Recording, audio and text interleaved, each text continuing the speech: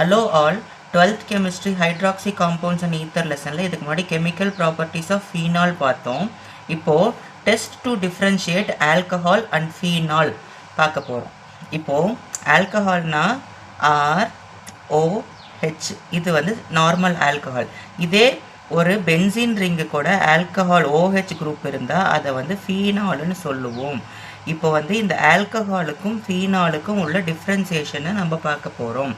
Phenol வந்து benzene diazonium chloride கூட react ஆகி ரெட் ஆரஞ்சு டை கிடைக்கும். இது நம்ம கப்ளிங் ரியாக்ஷனில் ஏற்கனவே பார்த்தோம். பட் ஒரு ஆல்கஹாலை பென்சின் டைசோனியம் குளோரைடு கூட நம்ம ட்ரீட் பண்ணோன்னா எந்த விதமான ரியாக்ஷனும் இருக்காது.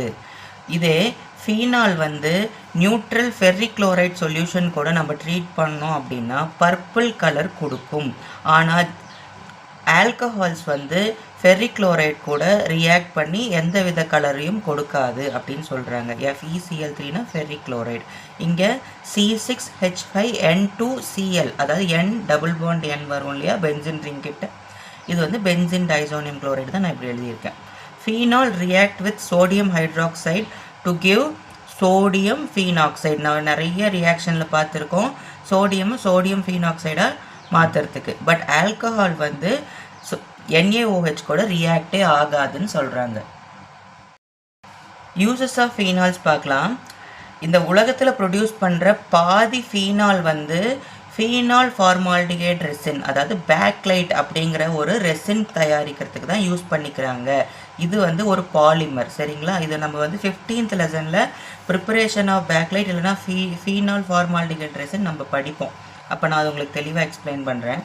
ஃபீனால் வந்து starting material for preparation of medicine தயாரிக்கிறதுக்கு, நிறைய மெடிசன் தயாரிக்கிறதுக்கு ஒரு ஆரம்பகட்ட வேதிப்பொருளாக இருக்குது, ஒரு ஆரம்பகட்ட கெமிக்கல் ப்ராடக்டாக இருக்குது.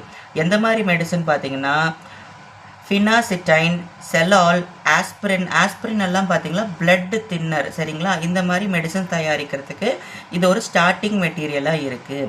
ஃபெனாப்தலின் இண்டிகேட்டர் தயாரிக்கிறதுக்கு ஃபீனால் யூஸ் பண்ணுறாங்க. நம்ம பார்த்தோம் இல்லையா Tallinn reaction, phenol to phenolphthalein, அதுதான்.